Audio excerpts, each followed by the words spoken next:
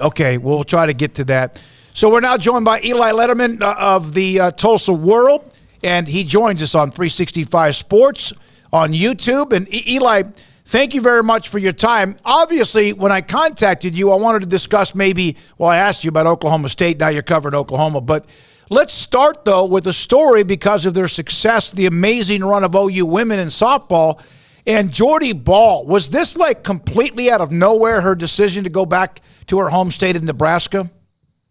Yeah, it certainly would have been hard to believe. I mean, today's Wednesday. This time last week, this game would have been game one of the championship series in Oklahoma City. Thursday night, she was on the mound to close out a third straight title, and it would have been hard to believe right then and there that Jordy Ball would be leaving the program less than 5 days later. But the rumors had been there at the World Series, and they intensified over the weekend as we found out from Patty Gasso that they met Friday, and that Jordy Ball kind of made her intention clear that she planned to return home to Nebraska, and that's how she termed it in her statement. And so over the weekend, it was, rumors turned to, what we were expecting, and then Monday it came. But as you say, from the very mountaintop there for OU softball with Jordy Ball, in the circle to close it out against Florida State, to 5 days later, she's headed elsewhere, and the Sooners have another thing on their list for the offseason retool.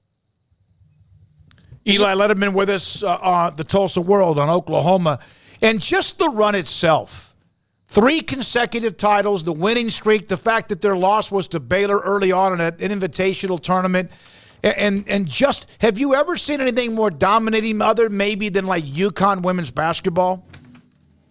I've certainly never covered anything more dominant because there really was a sense, and maybe this would have been the case with UConn women's hoops, early 2010s or some other teams like this where, most games you go cover, there's at least an expectation it could go either way. And very rarely, or if ever, in the latter half of the season, did you go in expecting anything other than an OU win. And it's what made some of those close games, in regional with Clemson. People remember Kinsey Hansen's game tying home run.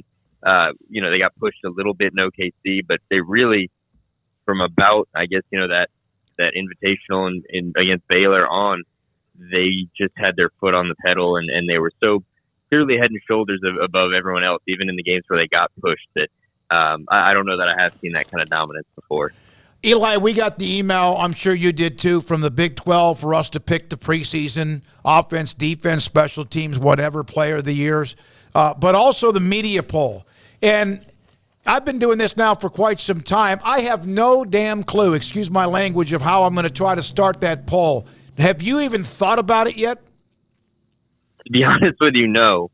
We're gearing up here in the next, 45 minutes for, believe it or not, an SEC schedule to think about in 24. Sure. But, forecasting this time of year, it's so tough. But I think as well, this Big 12, and it'll be the last one. Well, I guess we've already had the last one of the old iteration, because this year you're bringing in four new teams and keeping the 2 that are about to leave. Texas obviously it's the most popular offseason pick every year, and then Oklahoma's not too far off there. And this time last year, what would any of us said about TCU? So I got that same email. I know I've got to sit down and think about that ballot, but evaluating any of these teams this time of year, especially with how tight it appears the conference could be, it's going to be hard. Eli, I used to be able to just put Oklahoma at number 1 and then not really sweat it too much. Definitely don't feel that's the case this year. Used to be able to fill out 5 or 6 names pretty much right away, especially the quarterback spot. Not really the case this year. I mean, there's 4 new schools as well to have to add into the mix, but they're just kind of a puzzle to me. And I'm an Oklahoma fan, and I don't quite know what to expect heading into this season. That seems to be the case with fellow OU fans I talk to, but you're right there in the heart of that territory. What do you feel like is the sort of general sentiment or concerns, optimism? How would you describe the feeling heading into this football season for Brent Venables in year 2? I mean, internally around the program, everything we heard in spring camp and since is they just feel a lot better this year. Last year was such a, everything that came from the second Lincoln Riley left for USC to Brent Venables arriving to that first off season, a spring game of 75,000 people, and then into a season, where that disappointed first losing season since 1998. All of that, this you get into year 2 and they only had one assistant spot to fill. things feel a lot more settled. They've gone, and I think, Brent Venables made a point of opening his spring camp presser, his initial one, noting how few guys were still around from the team he inherited or from that Alamo Bowl team in 2021. Point there being that they've either got guys who are, still here and who they've wanted to keep around, or they've brought a lot in the portal. They love the class they brought in. Everything feels a bit more settled in year two. Externally, away from that, among the fan base, I think people, are skeptical about a defense that struggled a lot last year. I think they feel like the defense will be better inside those walls. Jeff Levy and Dylan Gabriel certainly left, among at least the more critical end of the fan base, some things left to be desired and to be proven probably in the early months this season, or maybe more importantly in the later months. So there's, I like you said, in the past you could have pegged them. I don't know if you can peg this team this year quite the same way, but my guess, and certainly the feeling within the program, would be that this will be a year of improvement. Eli, they had what was a good class of 2023. They're obviously doing well. Oklahoma's going to recruit no matter what. But how important was it to see Venables close out the class of 2023, especially finishing with what they did last year? I think that was huge. That's something to hold up against the 6 and 7 season. But the reality is that, Brent Venables, and any coach for that matter, they're only going to be as good as the roster. Maybe last year was a good example of that, and what it looked like for OU. So the fact that they, finished with, whether you go to the composite rankings, the 247, the 4th overall class, or the regular ranking 6, a top 5-ish class for Brent Venables and co in year one is massive. Not only because that's how you build, but because sooner maybe than they are perhaps ready to be there, the Sooners will be in the SEC, and we know what kind of recruiting they're going to have to do there. And I think you can certainly look past or find causes for a reason like last season why you go 6 and 7 with a team you've just inherited. But it's a lot harder to tell a picture of the future if you're not recruiting. And in year one they did that. We'll see. I'm sure this summer it's going to heat up for them. Recruiting is going to be at the heart of everything they do, especially when they hop to a new conference.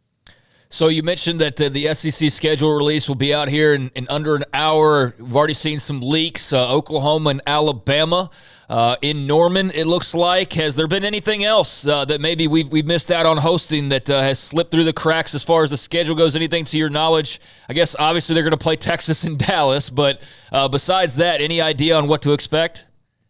You stole my scoop. I was going to say Texas is the one that's guaranteed.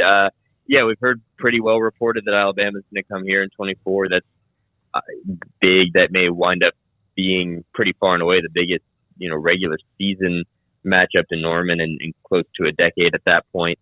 It's all Twitter speculation, right? There's rumors that they may be headed to South Carolina in 2024. There's Shane Beamer links there. I think some people have done the math to figure out that Spencer Rattler could technically still be playing then.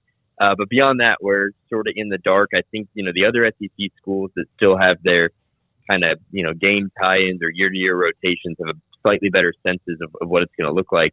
For OU and Texas, it's a completely blank slate. Now, I guess what we do know, or has been reported, is that, they're going to play 7 different teams essentially, and that everyone in the conference will get one of OU or Texas, and that should make for an interesting break. What about Oklahoma State, and as they split up between the SEC and the Big 12? I saw a note you may have had on your Twitter timeline with Joe Castiglione. Is that simmering, or maybe not even that warm? Well, it's a matter of football and non-football, right? I think that it's been made clear that non-football, the Bedlam rivalry will continue, and all those other sports, it's a lot easier to schedule a men's or women's basketball game in state, or softball or baseball or anything beyond that. Football, from, probably the reason we're in this spot, and OU and Texas are leaving the Big 12, that's a football decision, right? Mm-hmm. And so this is a football thing, and whatever bad blood is there is one thing. The other is just scheduling. And Oklahoma State made this point from the very jump, and, after everything kind of went down in July 21, that they weren't going to bend over backwards to make this work, nor should they. And Chad Weiberg has made that clear. So it's going to be a matter, probably there's going to be components that relate to how the SEC lands on a scheduling model. How many non-conference games does OU have each year? What does it look like for Oklahoma State, the future of the Big 12? Because I can, guess that Oklahoma State is not going to want to play 9 conference games and then make Oklahoma one of their non-cons. At least certainly not breaking contracts to do so. So it may be a bit of time, and that might be viewed by some as, a cooling off period. It also may just come down to contracts and what's really doable when there's so many moving plates on a future scheduling basis. Eli, thank you. Great job covering that transfer story, which was normally maybe a blip on the radar, but because of their success and who's leaving, and also an update with Oklahoma. Good luck covering that schedule tonight. Looks like it's going to be a hell of a deal. I mean, you saw where Texas has Arkansas, OU, A&M, Georgia, and they have a non-conference game already scheduled with Michigan, not to mention whoever else they have on their conference schedule. If I didn't underscore that recruiting point enough, there you go. They're going to need to find success on that trail, because if not, the schedule's certainly about to get tougher. Thank you for your time, Eli Lederman, Tulsa World on Oklahoma, not Oklahoma State, on Oklahoma, with us on 365 Sports. When we come back, John Machota covers the Cowboys.